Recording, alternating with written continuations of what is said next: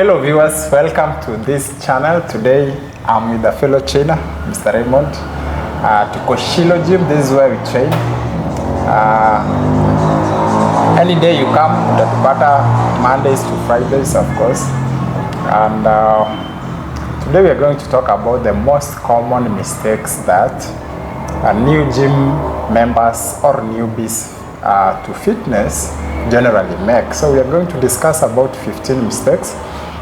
So we'll expound on them and maybe on how you can be able to overcome it. I know even if you are not a newbie, most people continue making those mistakes over time. Yeah. So Raymond is joining this channel for the very first time. So karibu sana. Yeah.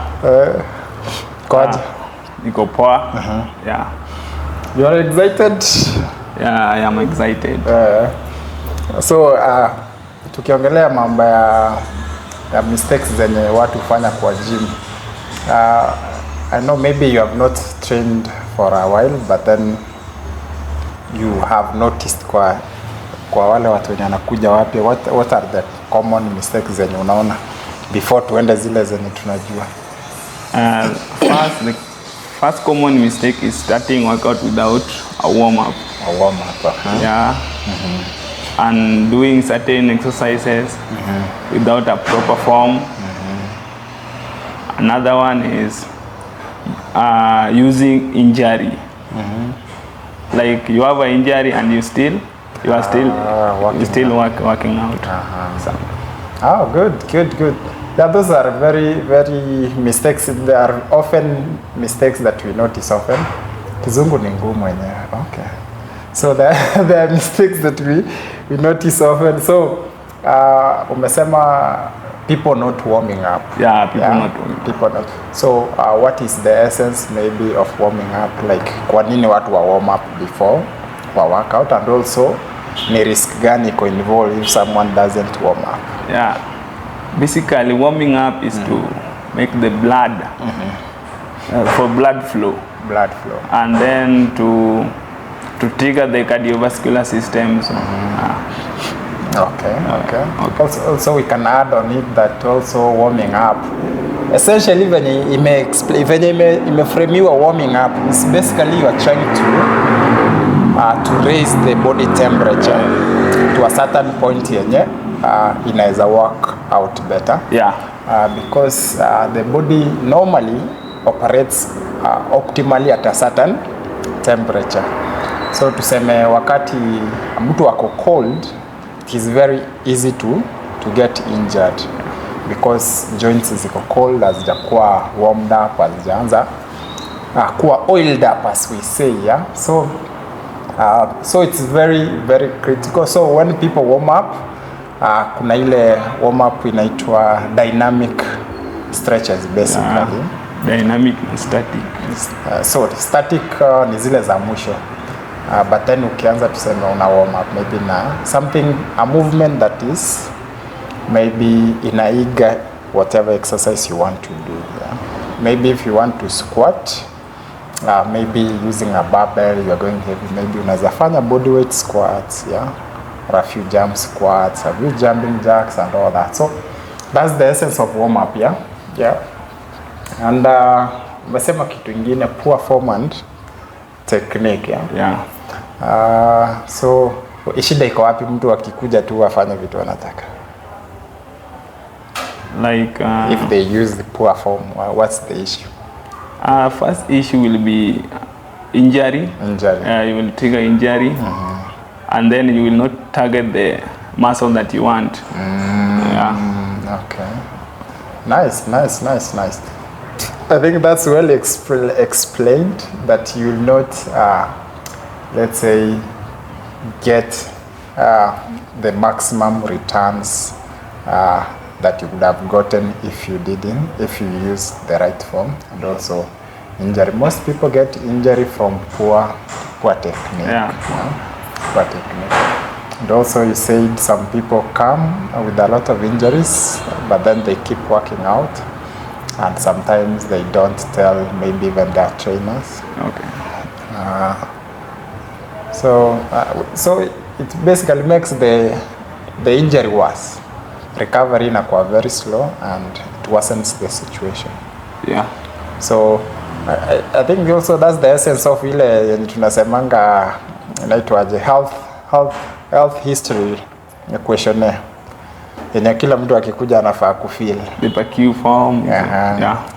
Yeah, so it's important though sionangi kwa gym kama watu jaza. Yeah, it's there. I think watu wajaza kutumia but iko. Oh, iko hapa? Yeah. But then do you tell people like it's there? Sometimes I think it's because it's not a common practice, and also trainers forget to even ask a client like, are you healthy? Do you have any health issues? Because that's even also important. Yeah. So another point maybe we can talk about is lack of clear plan. Yeah.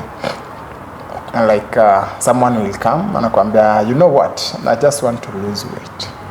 Yeah, that's that. Like, of course, that's a goal. Yeah, that's a goal. That's a goal. People have goals. Like generally, everyone has a goal, but then they usually don't have a plan. Yeah.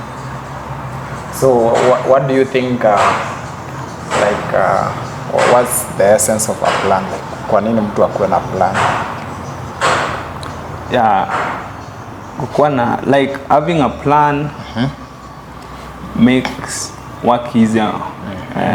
Kama kuna plan umejua like Monday niko na hii, Tuesday niko na hii, Wednesday niko na hii. Yeah. So uko na like kama umekuja gym au uko nini like you are not wasting time. You are not wasting time. You know what you are coming to do. And you just warm up and start your workout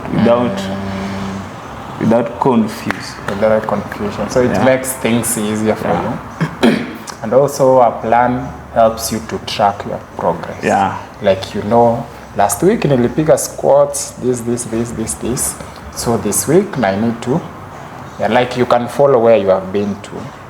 And also make like you avoid doing unnecessary workouts that don't work out. Yeah.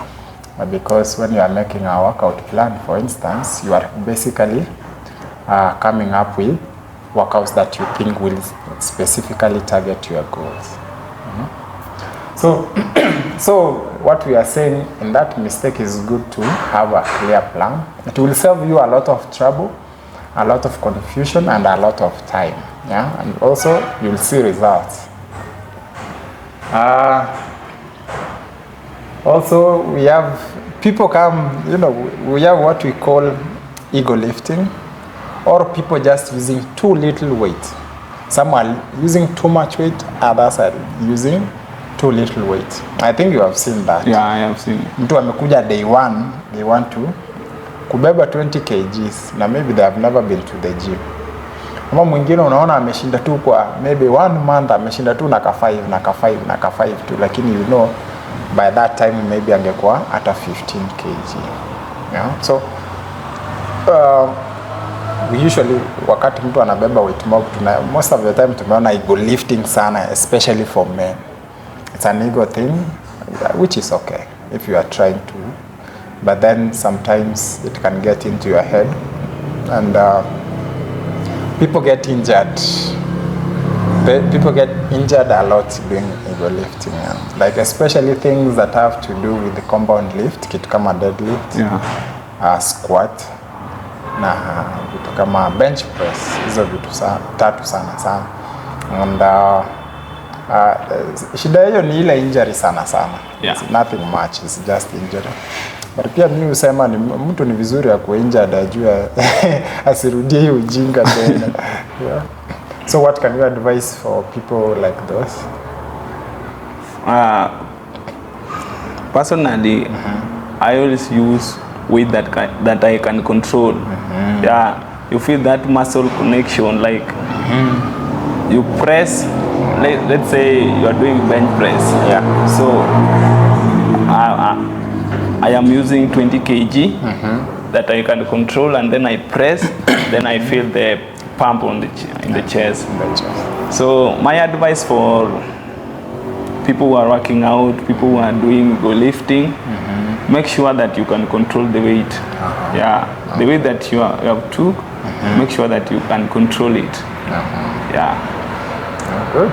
It's also good, I think, maybe to ongelea here. That's the essence. That's why you need also to have the plan that you have said. Yeah. Because it will guide you at least to know if this weight is for me or not. And also having a trainer is really good because at least they know your capabilities to some extent and they can be able to guide you so progressively in a manner that can be able to help. So na kwa wale wenye wana lift kidogo, kuna wale wenye wanakwambia mimi sitaki, mimi sijakuja kuunga, acha nipe tu au kadogo. What can you be able to tell them? Hiyo nana kusema tu hivi, like you just need to challenge yourself. You just need to challenge yourself, like you try and I am here as a trainer to motivate you, like I am pushing, you can lift it, let's go, and then you lift. So basically lightweight are meant to people who are new in the gym. Like let's say first week we're doing lightweight, second week we progress, like every week we progress with the weight. Yeah. So lightweight baby tuachie Coleman. And tu hivi yani lightweight as in mwili wangu inazoea. Yeah, mwili inazoea kila like ukifanya kila kitu moja kila siku utazoea. So you need to challenge the muscle, like muscle inataka kitu ina challenge ndio ipate hiyo hypertrophy. Yeah. Good. Well explained. I think there is no growth without pain. Yeah. Good. And then number also, I don't know which number is that, but then also there's an aspect here, people ignoring compound workouts, like they come to just do isolations. Yeah. Kuna wale wenye huwezi pata mtu anapiga squat hapo, like hutawahi muona. Yeah.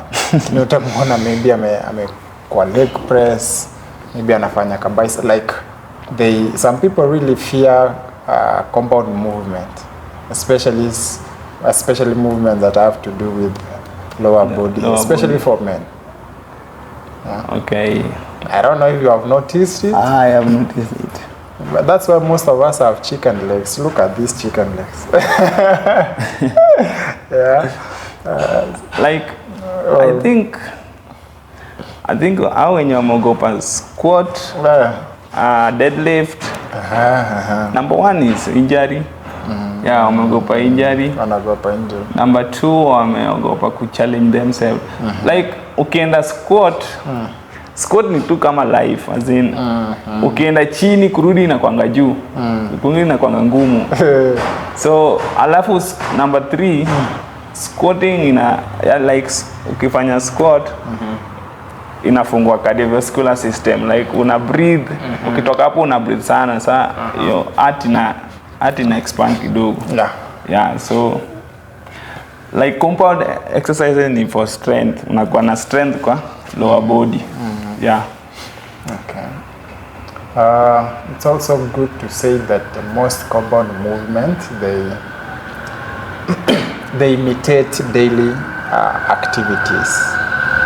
So meaning that they are essential not only for hypertrophy, strength, and so on, but also they help us maybe do our daily activities. Yeah. Like a squat, it will help you sit down, it will help you go to the toilet, a press will help you, reach something on the shelf and so on. So, and most of the time you can only build good muscle through compound movements. So kwa wala wajui, there are those who don't know compound movements. Yeah. So compound movements ni zile zina involve more than one joint. Yeah. So they involve more than one joint and they target not only one muscle body part, but like a number of muscle. Like when you do a squat, there are so many body parts that are involved. Yeah, there are so many body parts. So those are compound workouts. So isolation, really, you are targeting a specific muscle group. But then compound movements, you are targeting a number of muscle groups. Yeah, so that's the difference.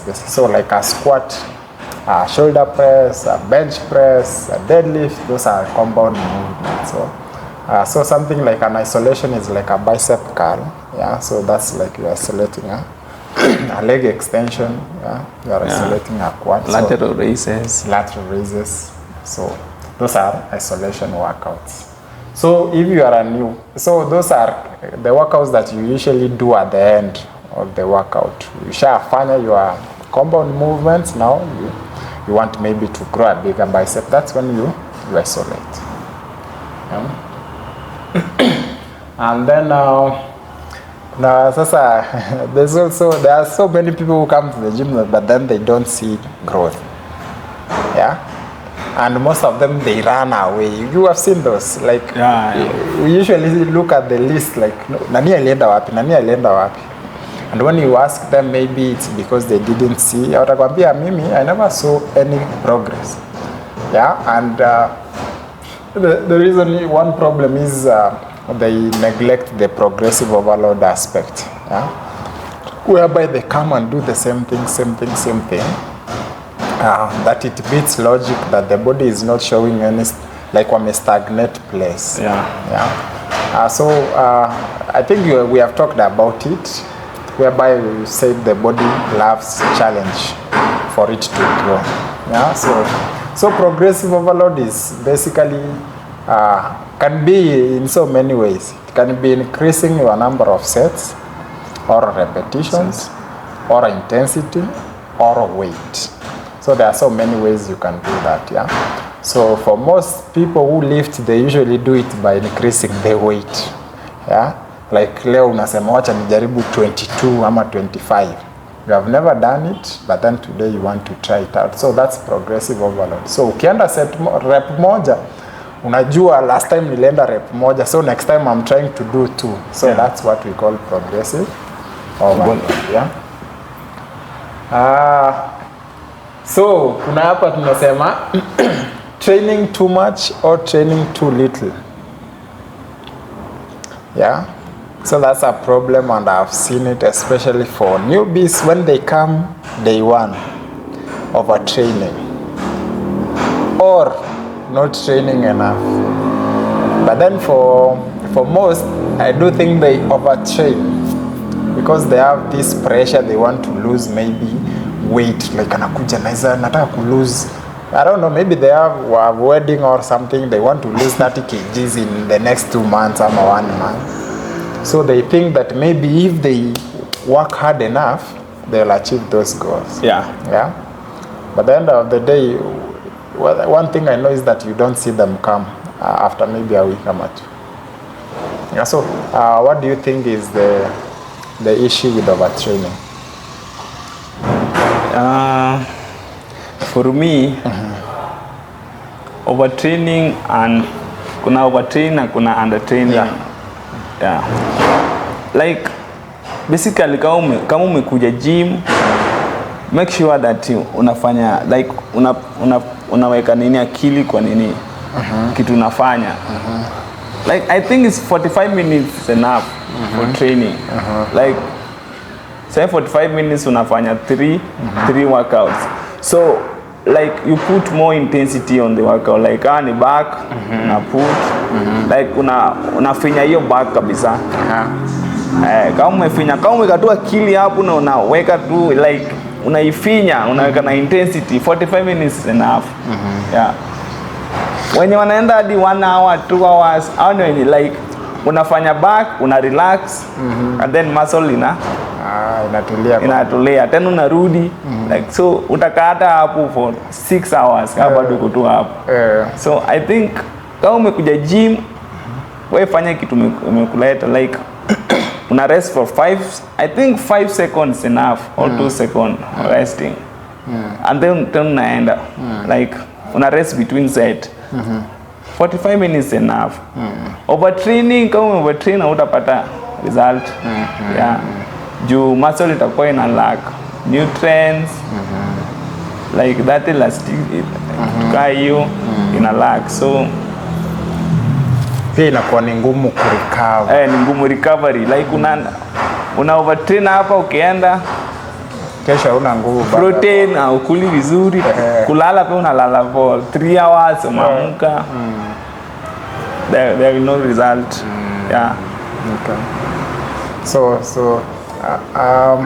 it's good to say that for those who are coming to the gym for the very first time, there's a saying that says Rome wasn't built in one day.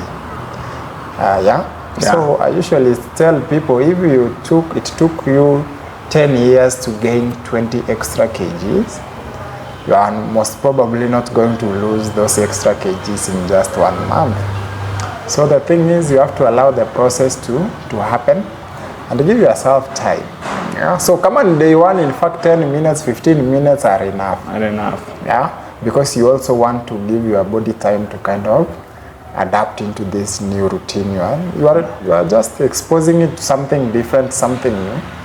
So you want at least it to kind of get into the groove, pole pole. So you pay time.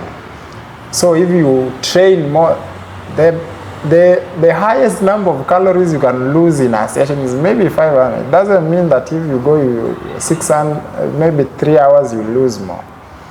You might, but then again, how is it going to impact you in the long run?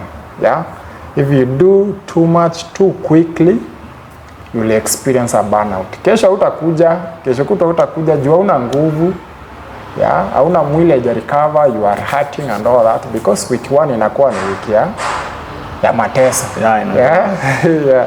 So and also, of course, if come on day 1, if you are overtraining, most probably you are likely to get injuries, because inaweza kuwa hata ujui form.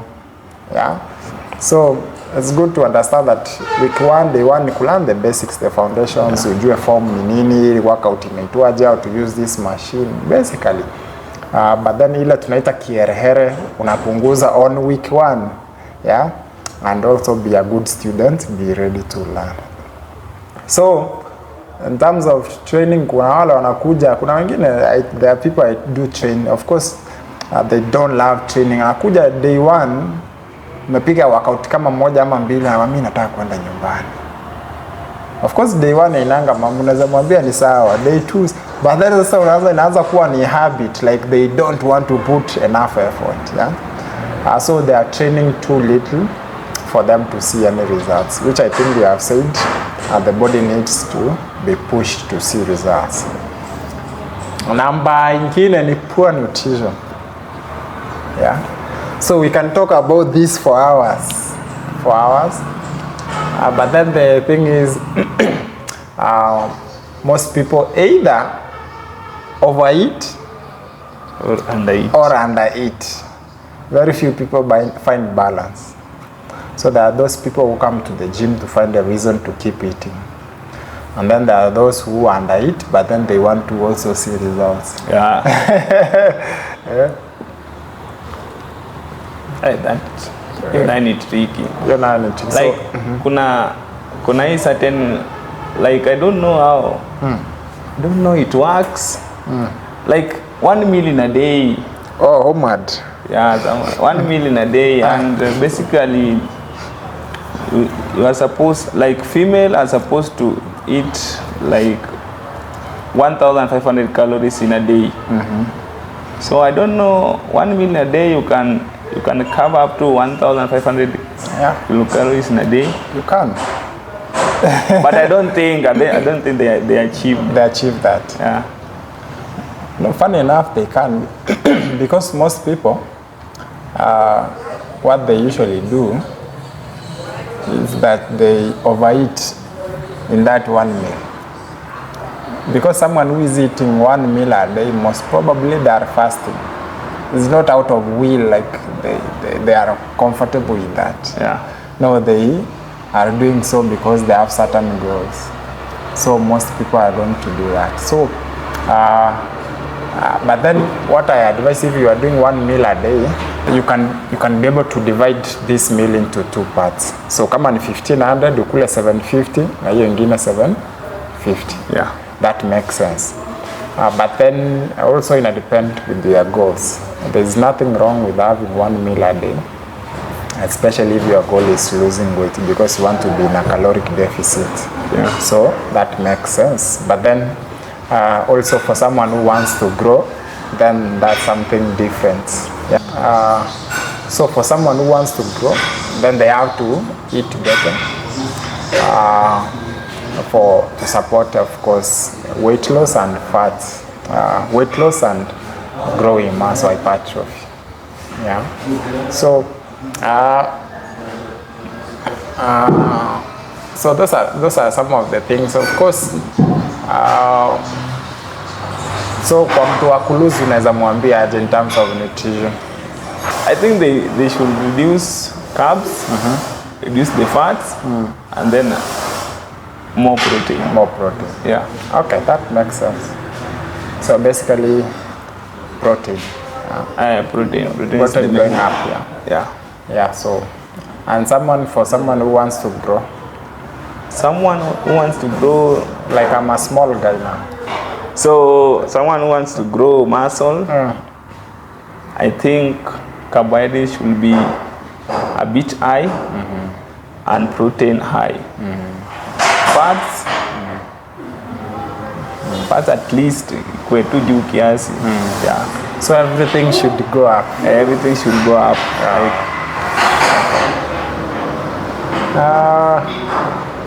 And then kuna mambo ya rest and recovery.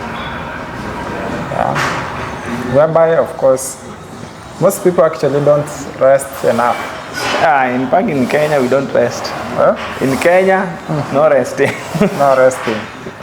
People don't rest. People don't rest. Hata mimi si rest. Hakuna kurest Kenya. How then does that impact your journey?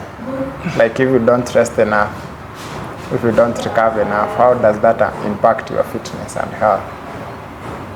If you don't rest enough,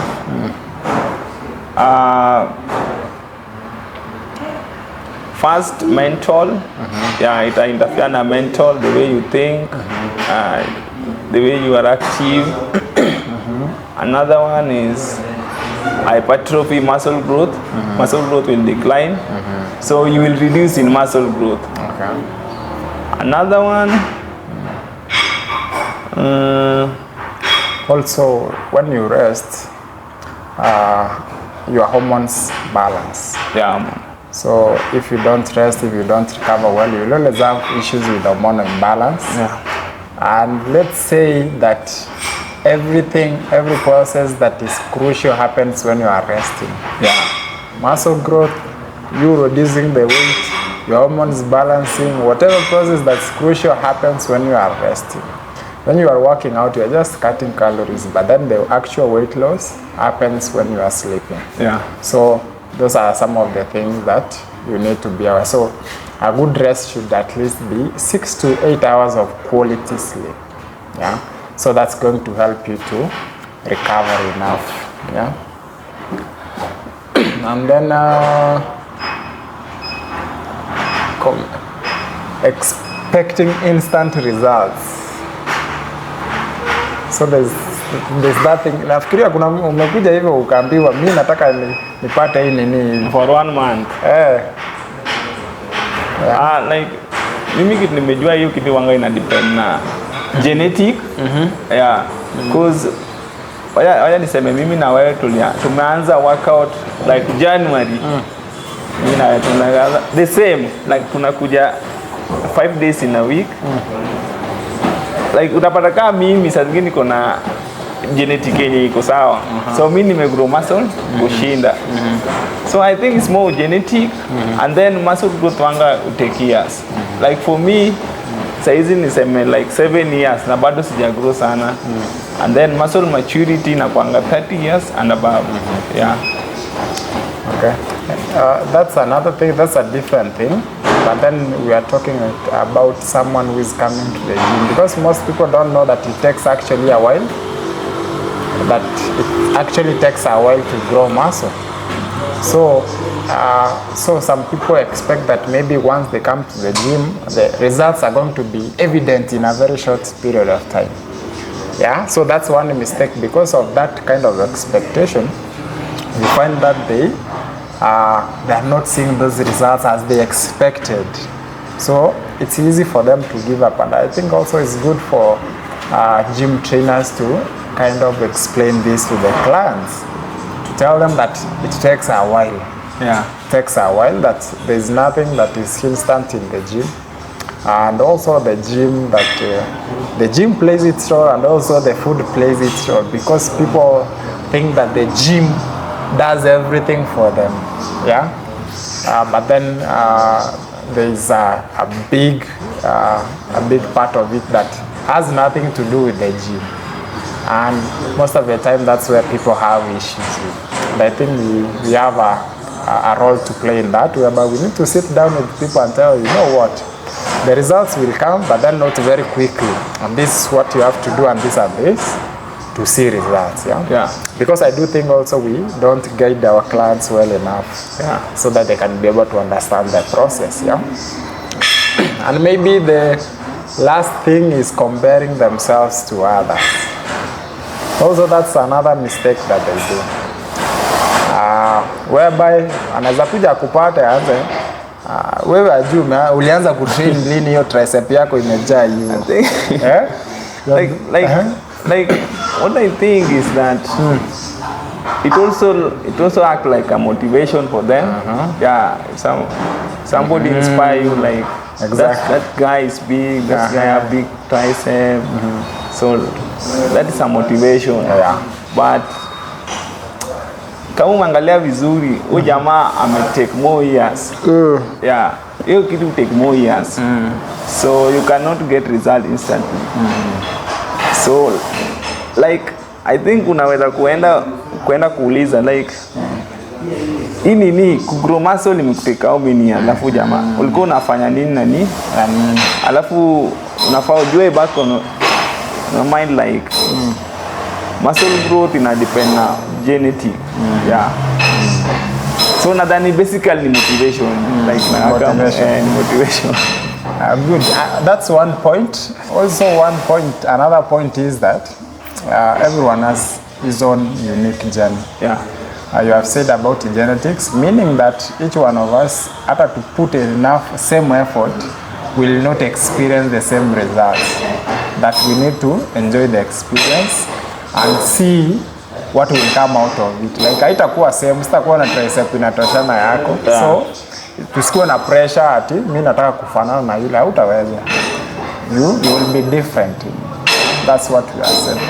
So we have come to the end. Of course, there are so many others, but then feel free to comment in the comment section on what you think other mistakes that newbies to the fitness industry do.